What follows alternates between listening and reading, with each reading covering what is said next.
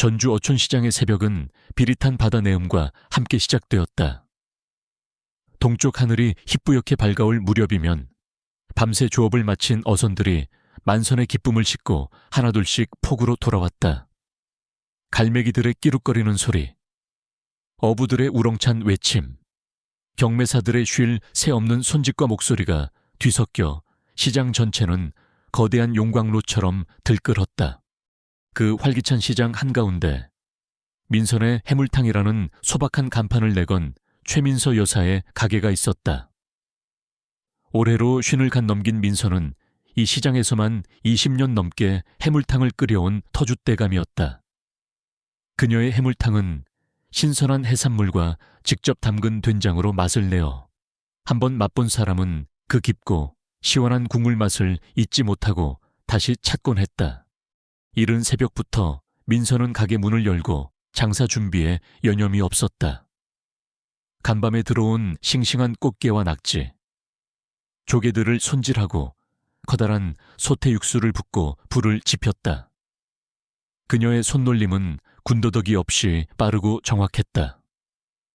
해산물을 다듬는 칼질은 마치 숙련된 외과 의사의 메스처럼 정교했고, 무거운 솥을 옮기는 어깨에는 여장부 같은 힘이 느껴졌다. 하지만 그녀의 얼굴에는 늘 온화한 미소가 걸려 있었고, 시장 상인들과 손님들을 대하는 태도는 더없이 살갑고 친절했다. 아이고, 민서씨, 오늘 물 좋네. 우리 가게도 좀 봐줘.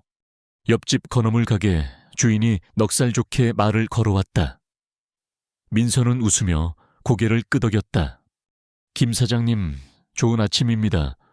오늘 해물탕에는 특별히 더 신경 좀 써야겠어요. 귀한 손님이라도 오시려나. 그녀의 말에는 뼈가 있는 듯 했지만 김 사장은 그저 농담으로 받아들이며 허허 웃었다. 시장 사람들은 대부분 민서의 이런 유머 감각과 넉살을 좋아했다. 하지만 그 누구도 그녀의 평범해 보이는 미소 뒤에 숨겨진 날카로운 관찰력과 강인한 의지를 눈치채지 못했다. 가끔 그녀의 눈빛이 아주 짧은 순간 예리한 칼날처럼 번뜩일 때가 있었지만 그것을 포착하는 사람은 거의 없었다. 오전 장사가 한창일 무렵 시장 입구 쪽이 소란스러워졌다. 검은색 양복을 차려입은 사내 대여섯 명이 어깨를 으쓱거리며 시장 안으로 들어서고 있었다. 그들의 등장은 시장의 활기찬 분위기에 찬물을 끼얹은 듯 순간적으로 주변을 싸늘하게 만들었다. 앞장선 남자는 짧은 스포츠형 머리에 험악한 인상을 하고 있었고 팔뚝에는 용문신이 꿈틀거렸다. 그는 이 시장 일대를 장악하고 있는 폭력 조직 흑룡파의 행동대장 조태곤이었다. 그들은 각 가게를 돌며 보호비 명목의 원릿돈을 수금하기 시작했다. 상인들은 울며 겨자 먹기로 돈을 내밀었고 간혹 저항하려는 기색을 보이는 가게에는 어김없이 고함과 협박이 뒤따랐다. 시장 상인들은 그들의 횡포에 분노했지만 보복이 두려워 누구 하나 선뜻 나서지 못했다. 조태곤 일당이 마침내 민서의 해물탕집 앞에 멈춰 섰다. 가게 안은 손님들로 가득 차 있었지만 그들의 등장에 모두 숨을 죽인 듯 조용해졌다. 최 사장, 이번 달 것도 준비됐겠지. 조태곤이 거들먹거리며 말했다. 그의 눈에는 민서를 향한 경멸과 무시가 가득 담겨 있었다. 그는 이 시장에서 가장 장사가 잘 되는 해물탕집 아줌마를 길들이는 것을 일종의 과시로 여기는 듯했다. 민서는 아무 말 없이 앞치마 주머니에서 미리 준비해둔 돈 봉투를 꺼내 그에게 건넸다. 그녀의 얼굴에는 어떤 감정도 드러나지 않았지만 그녀의 눈빛은 순간적으로 차갑게 빛났다. 조태곤은 돈 봉투를 받아들고는 만족스러운 듯 웃으며 가게 안을 한번 휙 둘러보았다. 장사 잘 되네. 역시 우리 흑룡파가 뒤를 봐주니까 그런 거야. 안 그래? 그의 말에 부하들이 희죽거리며 웃었다. 민서는 여전히 아무런 대꾸도 하지 않았다. 그녀는 그저 조용히 그들이 가게를 떠나기만을 기다릴 뿐이었다. 그녀는 이 지긋지긋한 상황에서 벗어나고 싶었지만 아직은 때가 아니라고 생각했다. 지난 10여 년 동안 그녀는 자신의 과거를 철저히 숨긴 채 평범한 식당 주인으로 살아왔다. 그 평화가 깨지는 것을 원치 않았다.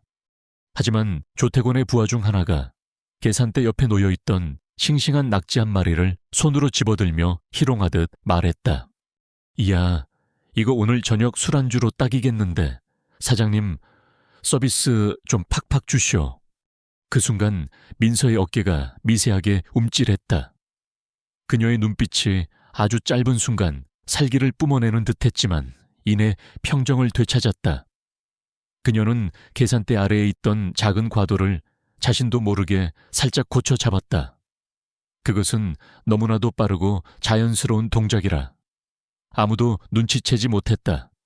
손님, 그건 파는 물건입니다. 함부로 만지지 마시죠. 민서의 목소리는 낮고 차분했지만 그 안에는 얼음장 같은 냉기가 서려 있었다. 건달은 민서의 그런 반응에 오히려 재미있다는 듯 낄낄거렸다. 어쭈 이 아줌마가 화났나. 우리가 누군지 알고 겁도 없이. 조태곤이 손짓으로 부하를 제지했다. 그는 민서를 다시 한번 뜯어보듯 바라보았다. 어딘가 다른 시장 안악들과는 다른 쉽게 굴복하지 않을 듯한 묘한 기운이 느껴졌다. 하지만 그는 그것을 대수롭지 않게 여기기로 했다. 고작 해물탕집 아줌마 하나가 뭘 어쩌겠는가. 됐다. 오늘은 2만 가지, 다음 달에도 잘 부탁한다고. 최 사장. 조태곤은 마지막으로 비릿한 웃음을 남기고 부하들을 이끌고 가게를 나섰다. 그들이 사라지자 가게 안의 손님들은 그제야 참았던 숨을 내쉬었다. 몇몇 단골 손님들은 민서에게 위로의 말을 건네기도 했다. 민서 씨, 괜찮아요. 저놈들 정말 너무하네. 그러게 말이야. 경찰은 뭐 하는 건지 몰라. 민서는 애써 미소를 지으며 괜찮다고 말했지만 그녀의 마음속에는 차가운 분노가 들끓고 있었다. 저런 인간 쓰레기들에게 매달 돈을 상납하며 굴욕을 참아야 한다는 현실이 견딜 수 없이 치욕스러웠다. 하지만 그녀에게는 지켜야 할 것이 있었다. 이 작은 가게, 그리고 이 시장에서의 평범한 삶. 그것을 위해 그녀는 당분간은 인내해야 했다. 하지만 그녀의 인내심도 그리 오래가지는 못할 것이라는 예감이 들었다. 조태곤 일당의 횡포는 날이 갈수록 심해졌고 그들의 요구는 점점 더 노골적으로 변해가고 있었다. 그리고 머지않아 그들은 단순한 수급만으로는 만족하지 못하고 더 큰 것을 원하게 될 터였다. 재개발이라는 허울 좋은 명분 아래 이 시장 전체를 집어삼키려는 검은 야욕을 드러낼 것이라는 것을 민서는 이미 예감하고 있었다. 그녀는 창밖으로 멀어져가는 조태곤 일당의 뒷모습을 바라보며 조용히 칼을 갈았다. 그녀 안에 잠자고 있던 과거의 그림자가 아주 조금씩 고개를 들기 시작하고 있었다.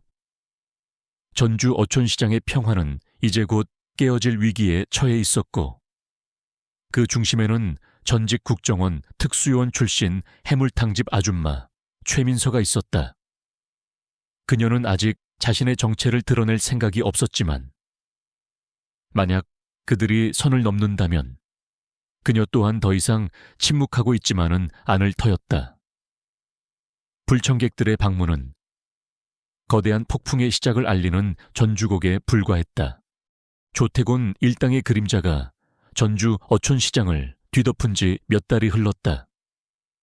상인들은 매달 꼬박꼬박 상납금을 바치며 하루하루를 불안감 속에서 살아가고 있었다. 최민서 역시 마찬가지였다.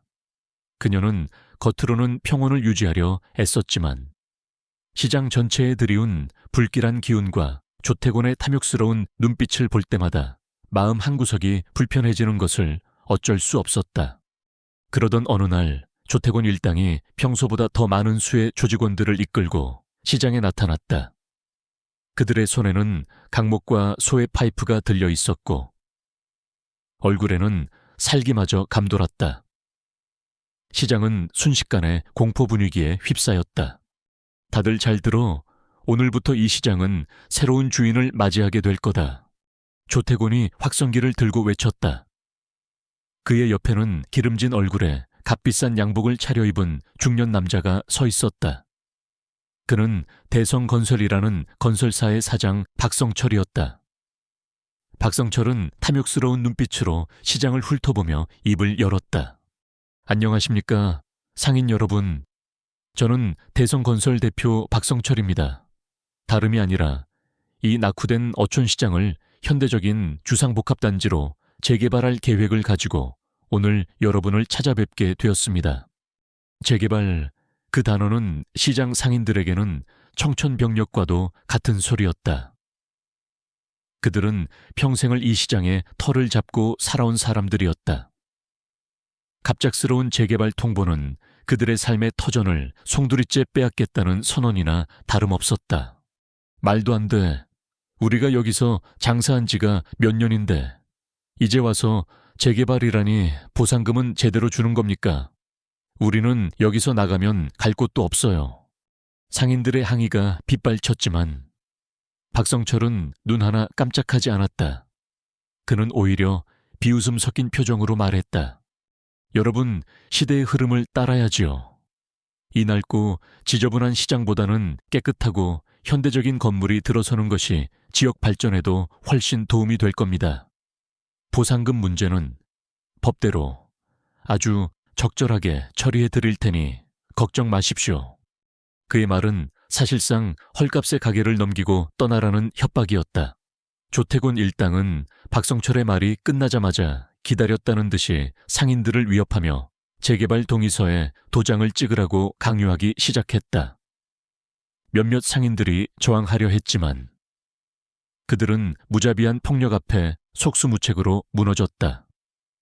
좌판이 엎어지고 물건들이 부서지고 상인들의 비명과 울음소리가 시장을 가득 메웠다. 민서의 해물탕집도 예외는 아니었다. 조태곤은 일부러 민서의 가게를 본보기로 삼으려는 듯 가장 먼저 그녀의 가게로 쳐들어왔다. 최 사장, 당신도 봤지? 이게 바로 대세라는 거야. 험한 꼴 보기 싫으면 당장 이 동의서에 도장 찍으시지. 조태곤이 재개발 동의서를 민서의 얼굴 앞에 흔들며 말했다. 민서는 아무 말 없이 그를 노려보았다. 그녀의 눈빛은 차갑게 빛나고 있었다. 나는 이 가게를 떠날 생각 없네. 여기가 내 집이고 내 일터야. 민서의 단호한 대답에 조태곤의 얼굴이 일그러졌다. 이 아줌마가 아직도 상황 파악이 안 되나 보네. 좋게 말할 때 듣는 게 좋을 텐데. 조태곤의 손짓에 따라 그의 부하들이 가게 안으로 난입하여 닥치는 대로 물건들을 부수기 시작했다. 테이블이 엎어지고 그릇들이 깨지고 정성껏 준비해둔 해산물들이 바닥에 나뒹굴었다. 가게 안은 순식간에 아수라장이 되었다. 그때 가게 안쪽 주방에서 일하던 어린 아르바이트생 유나가 겁에 질려 뛰쳐나왔다. 유나는 부모 없이 할머니 손에 자란 착하고 성실한 아이로 민서가 딸처럼 아끼는 아이였다. 사장님 괜찮으세요? 유나가 울먹이며 민서에게 다가오려 하자 건달 하나가 유나의 앞을 가로막고는 음흉한 미소를 지으며 그녀의 팔을 거칠게 잡아챘다. 어쭈, 여기 어린 아가씨도 있었네. 우리랑 같이 좀 놀아볼까? 유나는 공포에 질려 비명을 질렀다. 그 순간이었다.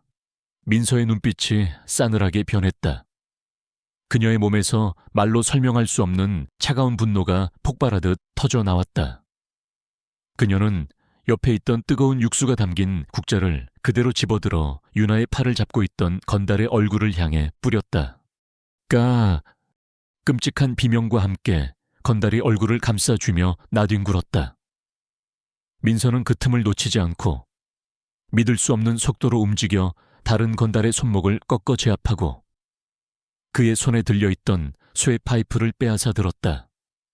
그녀의 동작은 군더더기 없이 빠르고 정확했으며 그 안에는 살기마저 느껴졌다. 조태곤을 포함한 나머지 건달들은 눈앞에서 벌어진 광경에 잠시 넋을 잃은 듯 멈칫했다. 평범한 해물탕집 아줌마라고만 생각했던 여자가 순식간에 2명의 건장한 남자를 제압한 것이다. 네, 내년이 감히 정신을 차린 조태곤이 고함을 질렀지만 그의 목소리에는 당혹감과 함께 알 수 없는 두려움이 섞여 있었다. 민서는 차가운 눈빛으로 조태곤을 노려보며 낮은 목소리로 말했다. 내 가게에서 그리고 내 아이 앞에서 당장 꺼져. 다시 한번 내 눈앞에 나타나면 그때는 이것으로 끝나지 않을 줄 알아. 그녀의 손에 들린 소의 파이프가 위협적으로 번뜩였다. 그녀의 목소리는 낮고 차분했지만 그 안에는 감히 거역할 수 없는 엄청난 위압감이 담겨 있었다. 조태곤은 잠시 망설이는 듯했다. 그는 본능적으로 눈앞의 여자가 보통 상대가 아님을 직감했다. 하지만 수많은 부하들 앞에서 물러서는 모습을 보일 수는 없었다. 이 인연이 정말 죽고 싶어서 환장했나 얘들아. 뭐해, 전현 당장 끌어내. 조태곤의 명령에도 불구하고 그의 부하들은 쉽사리 민서에게 다가가지 못했다. 그들은 이미 민서의 살벌한 기세에 압도당해 있었다. 바로 그때 시장 입구에서 요란한 사이렌 소리가 들려왔다. 누군가 경찰에 신고한 모양이었다. 조태곤은 욕설을 내뱉으며 민서를 노려보았다. 오늘 일은 이것으로 끝나지 않을 거다. 두고 봐. 최민서, 내년이 오늘 얼마나 큰 실수를 저질렀는지 곧 깨닫게 될 테니까. 그는 부하들을 이끌고 찝찝한 표정으로 자리를 떴다. 경찰들이 현장에 도착했을 때는 이미 상황이 종료된 후였다. 민서는 부서진 가게 안에서 겁에 질려 울고 있는 유나를 안아주며 거친 숨을 몰아쉬었다. 그녀의 첫 번째 분노는 그렇게 터져나왔다. 그리고 그 분노는 앞으로 다가올 더 큰 싸움의 시작을 알리는 신호탄과도 같았다. 그녀가 그토록 지키고 싶었던 평화로운 일상은 이제 산산조각 나버린 것이었다. 조태곤 일당이 최민서의 가게에서 한바탕 난동을 부리고 돌아간 후 전주 어촌시장에는 며칠간 폭풍전야와 같은 무거운 침묵이 흘렀다.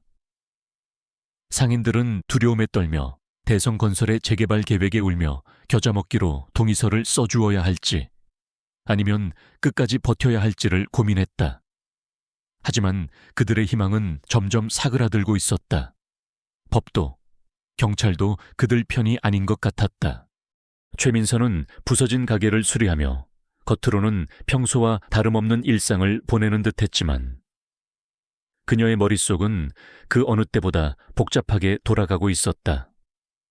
조태곤과 박성철, 그리고 그들이 내세운 재개발이라는 허울 좋은 명분 뒤에 숨겨진 검은 속셈.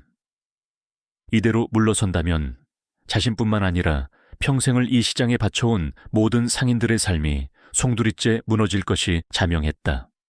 그녀는 더 이상 평범한 해물탕집 아줌마로만 남아있을 수 없었다. 10수년 전 국가를 위해 모든 것을 걸고 싸웠던 국정원 특수요원 아이리스로서의 본능이 그녀 안에서 꿈틀거리기 시작했다. 그녀는 밤이 되면 예전의 아이리스로 돌아가 은밀하게 움직이기 시작했다. 첫 번째 목표는 조태곤과 대성건설, 그리고 박성철에 대한 정보 수집이었다. 민서는 낮에는 해물탕을 팔고 밤에는 어둠을 틈타 그들의 뒤를 캤다. 국정원 시절 익혔던 잠입, 미행, 정보 수집 기술은 세월이 흘렀음에도 녹슬지 않았다. 그녀는 조태곤이 자주 드나드는 유흥업소와 도박장을 파악했고 박성철의 사무실 주변을 맴돌며 그의 동태를 살폈다. 며칠간의 조사 끝에 민서는 몇 가지 중요한 단서들을 포착했다. 박성철은 과거에도 비슷한 방식으로 여러 지역에서 재개발 사업을 진행하며 막대한 이익을 챙겼고, 그 과정에서 수많은 불법과 탈법을 저질렀다는 정황이 드러났다. 조태곤의 흑룡파는 그런 박성철의 더러운 일을 처리해주는 해결사 역할을 하고 있었다. 그들은 재개발 예정지의 원주민들을 협박하고 폭력을 행사하여 헐값에 땅을 매입했고, 그 과정에서 지역 정치인이나 관계 공무원들과의 검은 유착 관계도 형성되어 있었다. 민서는 자신이 수집한 정보들을 바탕으로 익명으로 몇몇 언론사와 시민단체에 제보했다. 하지만 거대 건설사와 폭력 조직, 그리고 부패한 공권력이 얽힌 이 문제는 쉽게 수면 위로 드러나지 않았다. 그들은 교묘하게 법망을 빠져나갔고, 언론의 관심도 금방 다른 자극적인 사건들로 옮겨갔다. 그 사이 시장 상인들에 대한 조태곤 일당의 압박은 더욱 거세졌다. 그들은 매일같이 시장에 나타나 행패를 부렸고, 재개발 동의서에 도장을 찍지 않는 가게들은 집중적인 괴롭힘의 대상이 되었다. 하지만 이상하게도 그들의 몇몇 계획들은 알 수 없는 이유로 차질을 빚곤 했다. 예를 들어 조태곤이 특정 가게를 본보기로 철거하려 했을 때 철거 용역들이 동원한 중장비가 갑자기 고장나거나, 철거 예정일에 맞춰 시청에서 행정 절차 미비를 이유로 작업 중지 명령이 내려오기도 했다. 또 조태곤이 상인 대표들을 협박하기 위해 비밀리에 만남을 주선했을 때 그 장소에 갑자기 경찰이 출동하여 모임이 무산되기도 했다. 물론 경찰은 시민의 신고를 받고 출동했다는 말만 반복할 뿐 뚜렷한 증거를 찾지 못하고 돌아가곤 했다. 이 모든 일의 배후에는 최민서가 있었다. 그녀는 자신의 신분을 노출하지 않으면서도 과거 국정원 시절의 인맥과 정보력을 동원하여 교묘하게 조태곤 일당의 계획을 방해하고 있었다. 그녀는 밤새도록 컴퓨터 앞에 앉아 해킹으로 그들의 내부 정보를 빼내기도 했고, 변조된 음성으로 관계기관에 익명의 제보를 하기도 했다. 또한 몇몇 양심적인 경찰이나 공무원들에게 은밀히 접근하여 그들이 움직일 수밖에 없는 결정적인 증거들을 흘리기도 했다. 조태곤은 연이어 발생하는 이상한 사건들에 점점 더 신경이 날카로워졌다. 그는 누군가가 자신들의 일을 방해하고 있다는 것을 직감했지만 그 대상이 누구인지, 어떤 세력인지 전혀 감을 잡지 못했다. 그는 경쟁 조직의 소행이거나 아니면 시장 상인들 뒤에 숨은 배후 세력이 있을 것이라고만 짐작할 뿐이었다. 그러던 중 그의 의심은 조금씩 최민서에게로 향하기 시작했다. 지난번 가게에서 보여준 그녀의 심상치 않은 모습, 그리고 유독 그녀의 가게 주변에서 이상한 일들이 자주 벌어진다는 점이 그의 의구심을 자극했다. 하지만 그는 여전히 해물탕집 아줌마가 이런 일들을 벌일 수 있으리라고는 상상하지 못했다. 그저 조금 성깔 있고 운이 좋은 아줌마 정도로만 생각했다. 그 아줌마, 뭔가 이상하긴 해. 하지만 고작 식당 아줌마 하나가 뭘 어쩌겠어. 한번 제대로 겁을 줘서 다시는 까불지 못하게 만들어야지. 조태곤은 부하들에게 민서에 대한 감시를 강화하라고 지시했다. 그리고 기회가 되면 그녀에게 특별한 경고를 해주라고 명령했다. 한편 젊은 경찰 이서구는 최근 어촌 시장에서 벌어지는 일련의 사건들에 대해 깊은 의문을 품고 있었다. 조태곤 일당의 셔포와 상인들의 피해는 명백했지만 그 배후에 있는 대성건설과 박성철 사장에 대한 수사는 번번이 외압에 의해 가로막혔다. 그는 경찰 조직 내에도 그들과 유착된 세력이 있다는 것을 어렴풋이 느끼고 있었지만 신참 순경으로서 할 수 있는 일은 많지 않았다. 그러던 중 그에게 익명의 제보가 여러 차례 들어왔다.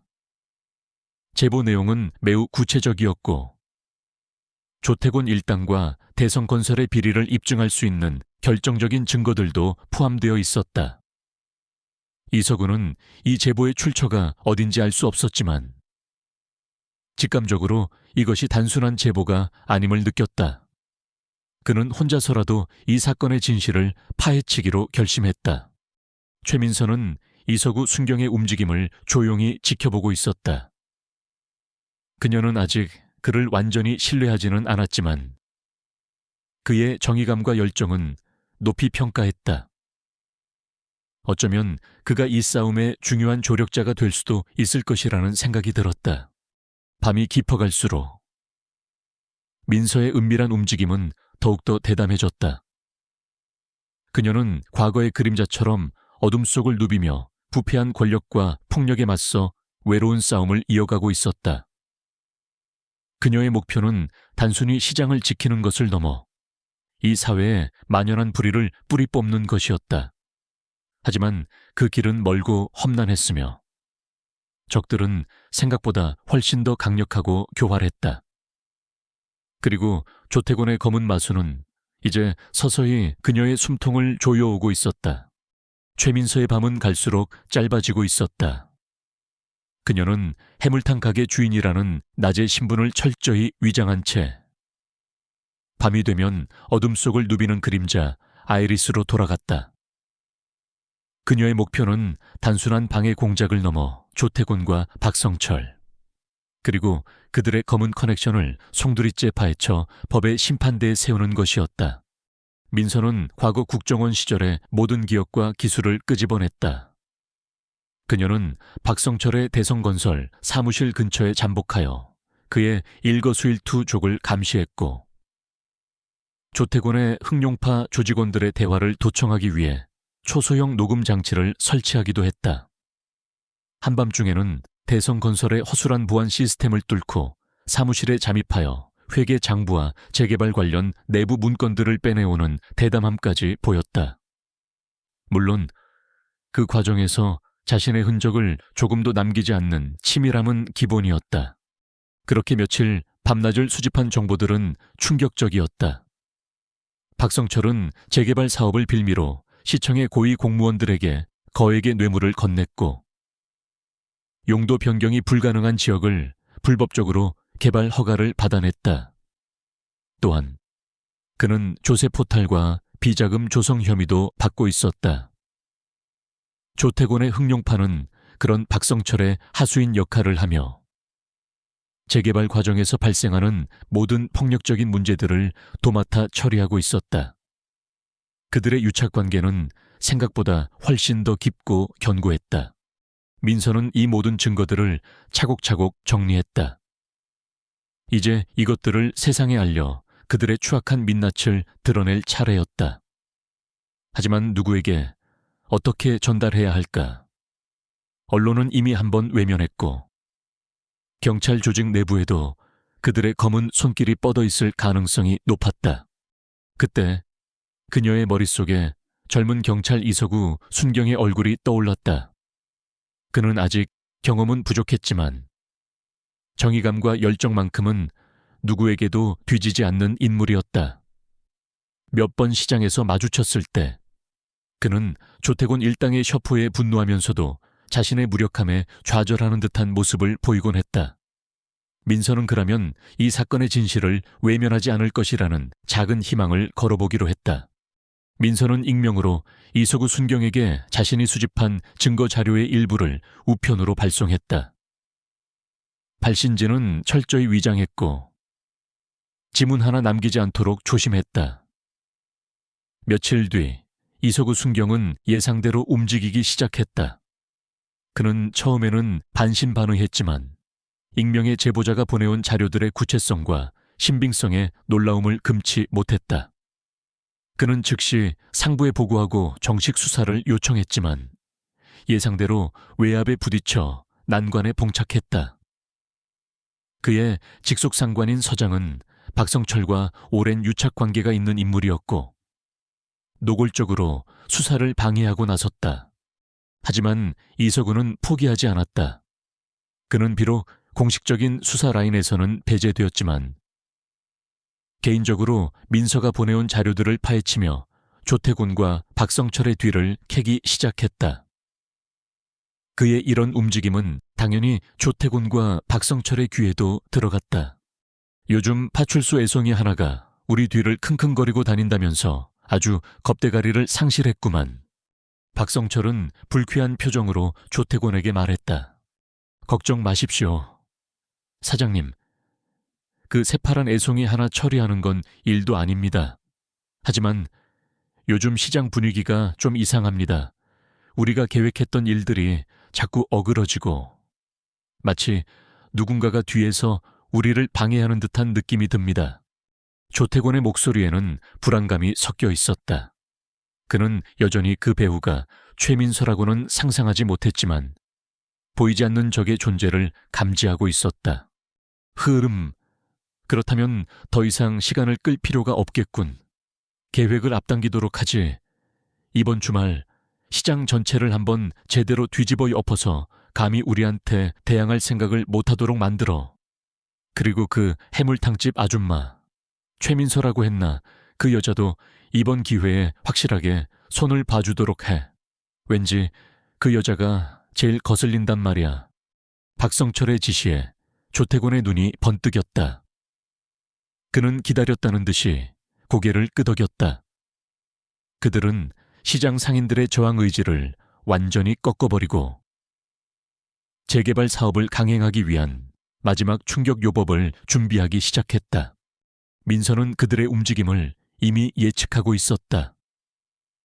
그녀는 이석우 순경에게 추가적인 증거 자료들과 함께 주말에 있을 그들의 대규모 공격 계획에 대한 정보를 익명으로 전달했다.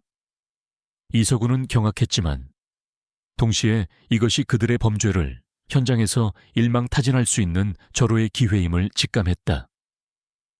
그는 자신의 모든 것을 걸고 이 싸움에 임하기로 결심했다. 시장의 상인들 사이에서도 조금씩 변화의 바람이 불고 있었다. 그들은 최근 조태곤 일당의 계획이 번번이 실패하는 것을 보며 작은 희망을 품기 시작했고 몇몇 젊은 상인들을 중심으로 뭉쳐 그들의 횡포에 맞서 싸워야 한다는 목소리가 나오기 시작했다. 그들은 아직 최민서의 정체를 알지 못했지만 그녀가 보여준 용기와 강단 있는 모습은 그들에게 큰 용기를 주었다. 민선의 해물탕집 아줌마는 이제 단순한 식당 주인이 아니라 시장의 숨은 수호자처럼 여겨지고 있었다. 주말이 다가오면서 전주 어촌시장에는 전운이 감돌았다. 조태곤 일당은 대규모 공격을 준비하며 살기를 번뜩였고 최민서와 이석우 순경 그리고 용기를 낸 시장 상인들은 각자의 위치에서 결전을 준비하고 있었다. 음모는 폭로되었고 이제 그 음모를 부수기 위한 최후의 방역만이 남아있었다. 한때 평범했던 해물탕집 아줌마. 최민서는 이제 시장 전체의 운명을 짊어진 수호자로서 거대한 악의 세력과 맞서 싸울 준비를 하고 있었다. 그녀의 숨겨진 과거가 마침내 빛을 발할 시간이 다가오고 있었다. 주말 아침 전주 어촌시장은 평소와 다름없이 활기찼지만 그 이면에는 보이지 않는 긴장감이 팽팽하게 감돌고 있었다. 최민서와 이석우 순경 그리고 몇몇 용기 있는 상인들은 조태곤 일당과 박성철 사장의 대규모 공격이 임박했음을 예감하고 각자의 위치에서 대비하고 있었다. 하지만 그 누구도 그들의 공격이 얼마나 무자비하고 신속하게 시작될지는 예상하지 못했다. 오전 10시, 시장이 손님들로 가장 붐비기 시작할 무렵이었다. 갑자기 검은색 승합차 여러 대가 굉음을 울리며 시장 안으로 돌진해 들어왔다. 차문이 열리고 소의 파이프와 야구방망이, 심지어 날카로운 회칼까지 손에 든 수십 명의 흑룡파 조직원들이 쏟아져 나왔다.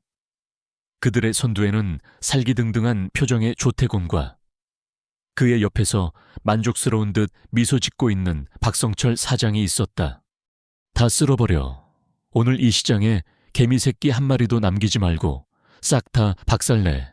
감히 우리 대성건설의 앞길을 막는 것들은 어떻게 되는지 똑똑히 보여줘. 박성철의 고함과 함께 조직원들은 마치 약탈자들처럼 시장 안으로 흩어지며 닥치는 대로 좌판을 엎고 물건들을 부수기 시작했다. 그들의 목표는 단순히 재산을 파괴하는 것을 넘어 상인들의 저항 의지를 완전히 꺾어버리려는 듯 극도로 폭력적이고 잔인했다. 여성 상인들의 머리채를 잡아 끌고 노인들의 멱살을 잡고 흔들며 협박하는 모습은 차마 눈뜨고 보기 힘든 광경이었다. 시장은 순식간에 아수라장으로 변했다. 비명소리, 울음소리, 물건 깨지는 소리가 뒤섞여 지옥도를 방불케 했다. 몇몇 젊은 상인들이 용기를 내어 저항하려 했지만 수적으로나 완력으로나 상대가 되지 못했다. 그들은 무자비한 폭력 앞에 속수무책으로 쓰러져 갔다. 최민서의 해물탕집 역시 그들의 주요 공격 목표 중 하나였다. 조태곤은 직접 부하 몇 명을 이끌고 민서의 가게로 쳐들어왔다. 그는 지난번 민서에게 당했던 수모를 되갚아 주려는 듯 더욱더 악랄하게 행패를 부렸다. 최민서 내년이 감히 우리를 방해해 오늘 내년 가게를 아주 쑥대밭으로 만들어주마. 그리고 내년도 무사하지 못할 줄 알아. 조태곤의 고함과 함께 조직원들이 가게 안으로 들이닥쳐 닥치는 대로 집기들을 부수기 시작했다. 테이블이 뒤집히고 의자가 날아다니고 정성껏 준비해둔 해산물들이 바닥에 나뒹굴었다.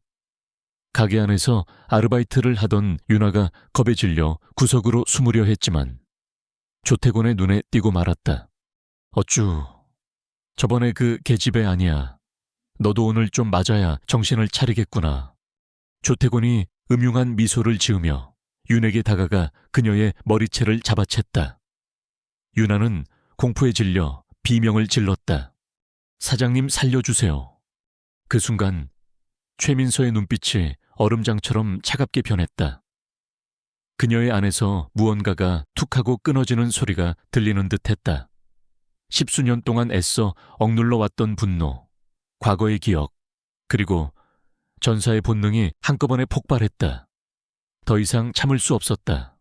더 이상 숨어 있을 수 없었다. 민서는 옆에 있던 뜨거운 해물탕 육수가 담긴 커다란 솥을 두 손으로 번쩍 들어 올렸다. 그리고는 조태곤을 향해 그대로 던져버렸다. 이 계자씨가 민서의 입에서 평소와는 전혀 다른 거칠고 분노에 찬 외침이 터져 나왔다.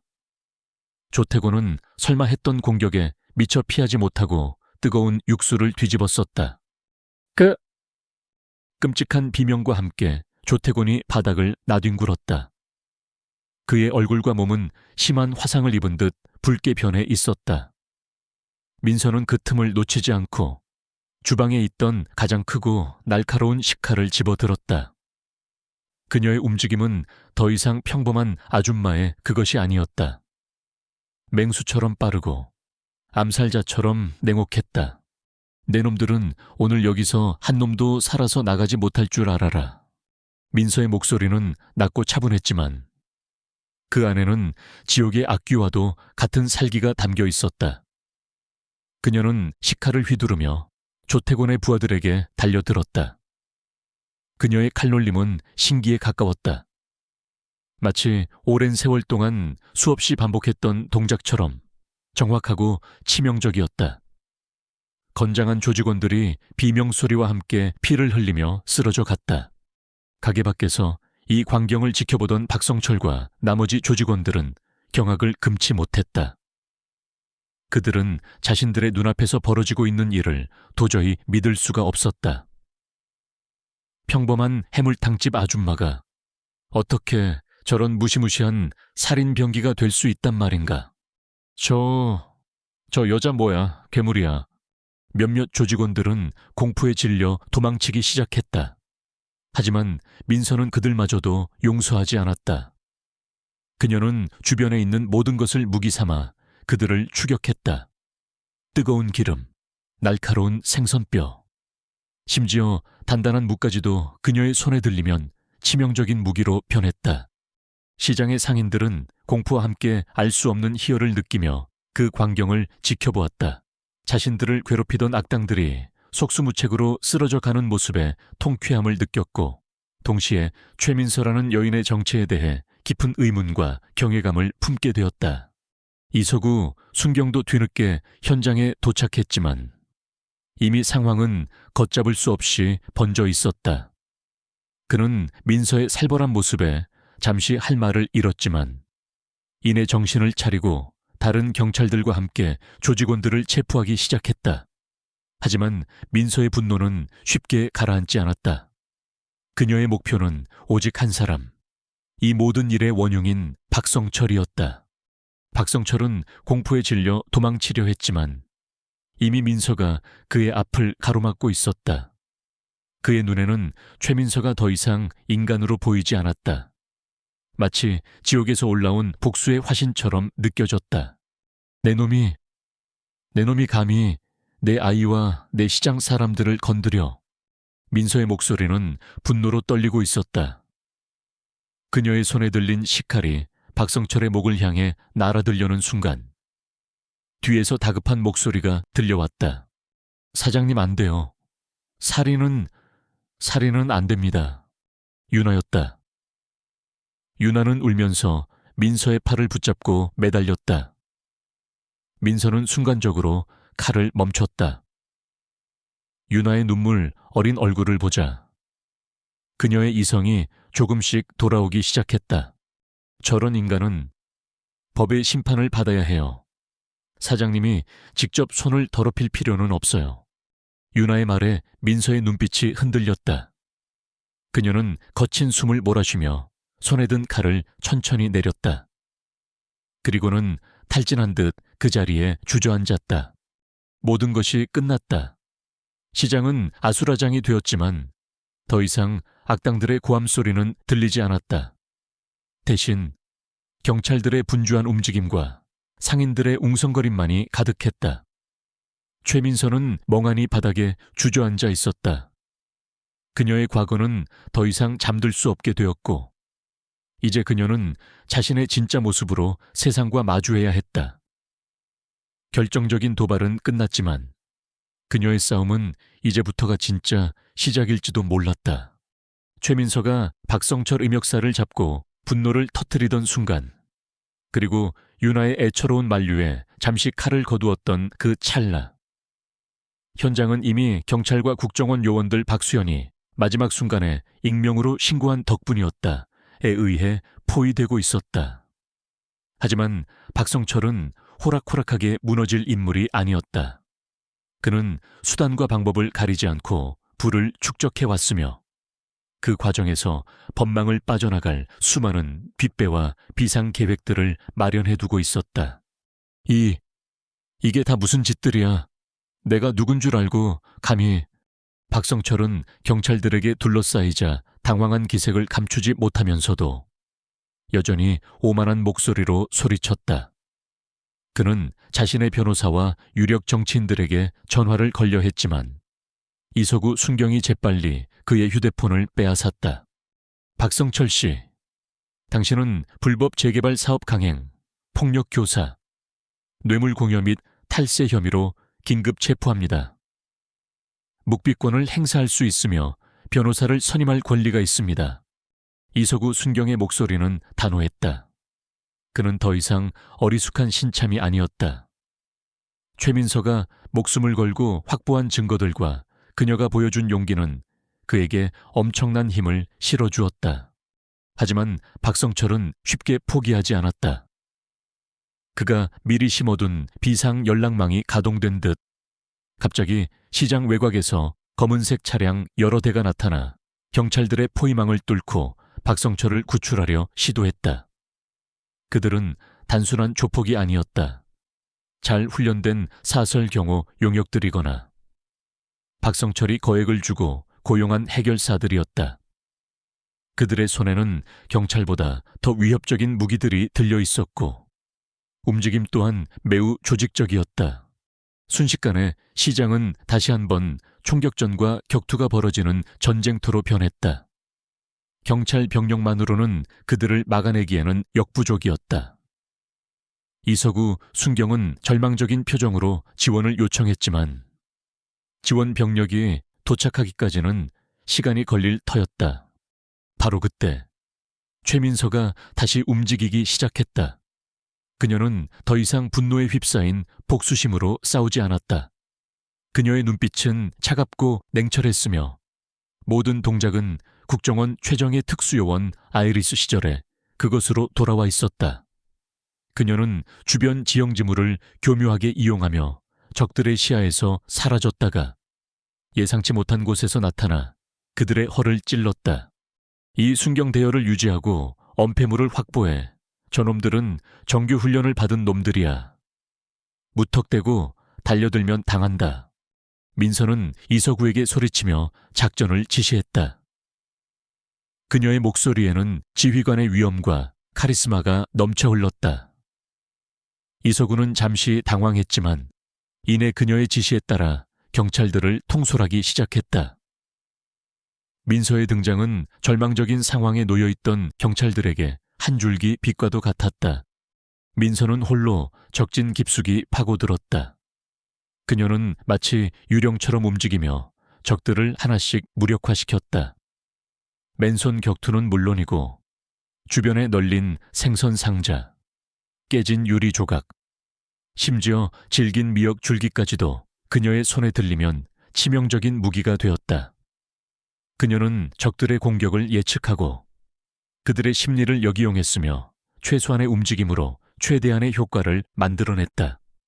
그것은 단순한 싸움 기술을 넘어선 수많은 실전 경험과 훈련으로 다져진 생존 본능이자 전투 예술이었다. 박성철의 사설 경호원들은 처음에는 민서를 얕보았지만 동료들이 하나둘씩 속수무책으로 쓰러져 가는 것을 보며 경악을 금치 못했다. 그들은 자신들이 상대하고 있는 것이 평범한 아줌마가 아니라 인간 병기임을 깨달았다. 공포에 질린 그들은 전의를 상실하고 뿔뿔이 흩어져 도망치기 시작했다. 민서는 도망치는 적들을 모두 처리한 후 마지막으로 박성철에게 다가갔다. 박성철은 이미 모든 것을 포기한 듯 넋 나간 표정으로 바닥에 주저앉아 있었다. 그의 오만했던 얼굴에는 이제 공포와 절망만이 남아 있었다. 내 놈의 돈과 권력이 과연 법보다 위에 있을까? 민서는 차가운 목소리로 물었다. 박성철은 아무런 대답도 하지 못했다. 그는 이미 자신의 패배를 인정한 것이었다. 민서는 박성철을 직접 체포하지 않았다. 대신 그녀는 이서구 순경에게 글을 넘겼다.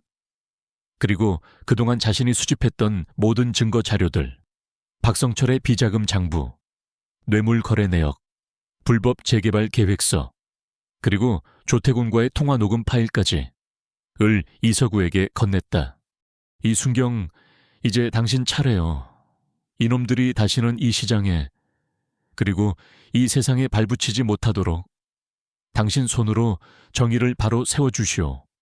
이서구는 감격과 존경이 뒤섞인 눈빛으로 민서를 바라보며 그녀가 건넨 증거 자료들을 받아들었다. 그는 민서에게 깊이 고개 숙여 경의를 표했다. 모든 상황이 종료되고 박성철과 조태곤을 비롯한 모든 범죄자들이 체포되었다. 시장은 처참하게 부서졌지만 상인들의 얼굴에는 오랜만에 안도와 기쁨의 미소가 떠올랐다. 그들은 최민서에게 다가가 감사의 인사를 전했고 그녀를 시장의 영웅으로 칭송했다. 최민서는 그들의 환호 속에서 조용히 미소 지었다. 그녀의 진짜 모습은 이제 온 세상에 드러났지만 그녀는 후회하지 않았다. 그녀는 자신의 과거를 부정하지 않고 현재의 삶 속에서 자신이 해야 할 일을 했을 뿐이었다. 전설의 여성 요원 아이리스는 그렇게 다시 한번 깨어났고 부패한 권력과 불의에 맞서 싸워 승리했다.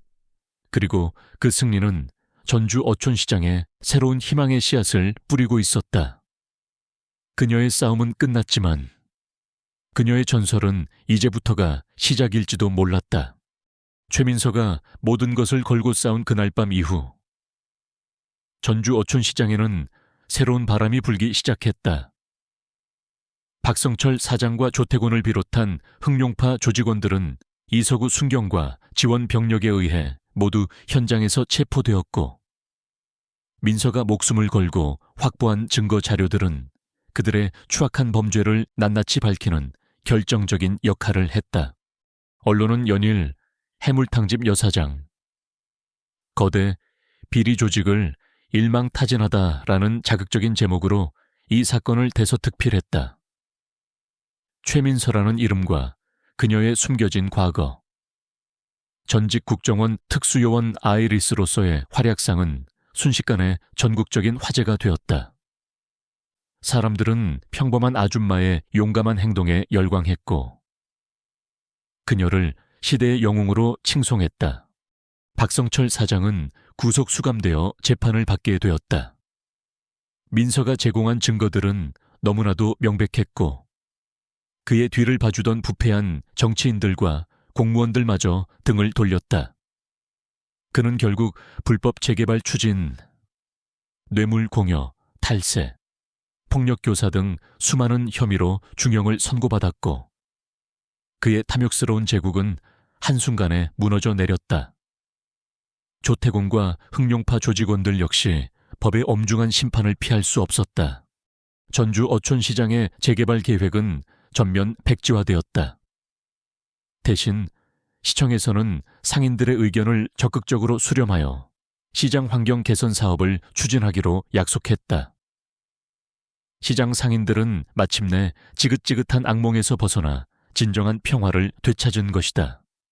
그들은 한마음으로 최민서에게 감사의 뜻을 전했고, 그녀를 시장의 수호신처럼 여기게 되었다. 최민서는 갑작스러운 유명세와 사람들의 관심이 부담스러웠지만 피하지 않았다. 그녀는 언론 인터뷰에 응하여 자신이 겪었던 일들과 시장 상인들의 어려움을 솔직하게 이야기했고, 이를 통해 사회의 부조리와 불의에 대한 경종을 울렸다. 그녀의 용기 있는 행동은 많은 사람들에게 큰 감동과 용기를 주었다. 물론 그녀에게도 약간의 법적인 문제는 남아 있었다. 과거 국정원 요원으로서의 신분을 숨기고 민간인으로 활동하며 불법 무기를 사용하고 폭력을 행사한 부분에 대해서는 조사가 이루어졌지만, 그녀의 행동이 정당 방위를 넘어선 사회 정의 구현과 공익을 위한 것이었다는 점, 그리고 수많은 사람들의 탄원이 이어지면서 결국 가벼운 처벌로 마무리되었다. 국정원 내부에서도 그녀의 공로를 인정하여 더 이상 문제 삼지 않기로 했다. 모든 폭풍이 지나간 후 최민서는 다시 평범한 해물탕집 아줌마의 일상으로 돌아왔다. 하지만 그녀의 삶은 예전과는 분명 달라져 있었다. 그녀는 더 이상 자신의 과거를 숨기거나 두려워하지 않았다.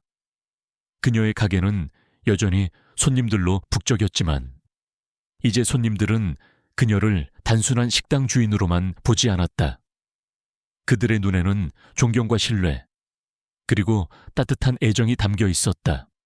유나는 민서의 곁을 든든하게 지키는 딸이자 조력자가 되었다. 그녀는 민서의 과거를 알게 된 후 더욱더 그녀를 존경하게 되었고, 민서의 가게 일을 돕는 것을 자랑스럽게 생각했다. 이서구 순경 역시 민서의 든든한 지원군이 되어주었다. 그는 이번 사건을 계기로 더욱더 정의롭고 유능한 경찰로 성장했고, 민서와는 허물없이 지내는 좋은 친구 사이가 되었다. 어느 맑은 가을날, 시장 상인들은 최민서를 위한 작은 축제를 열었다. 그들은 민선의 해물탕 앞에 모여 그녀에게 감사패를 전달하고 함께 음식을 나누며 즐거운 시간을 보냈다. 민서는 쑥스러운 듯 웃으며 그들의 마음에 화답했다. 그녀의 얼굴에는 오랜만에 진심에서 우러나오는 행복한 미소가 가득했다. 여러분, 제가 한 일은 대단한 일이 아닙니다. 그저 제가 지키고 싶었던 소중한 것들을 위해 용기를 냈을 뿐입니다. 이 시장은 우리 모두의 삶의 터전이고 앞으로도 우리가 함께 지켜나가야 할 곳입니다. 민서의 말에 상인들은 뜨거운 박수를 보냈다. 그녀는 더 이상 혼자가 아니었다. 그녀 곁에는 그녀를 믿고 지지하는 수많은 이웃들이 있었다. 축제가 끝난 후 민서는 홀로 가게에 남아 뒷정리를 했다.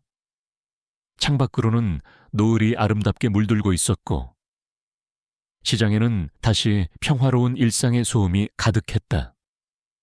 그녀는 창가에 서서 그 풍경을 가만히 바라보았다. 지난 몇 달간 겪었던 일들이 주마등처럼 스쳐 지나갔다.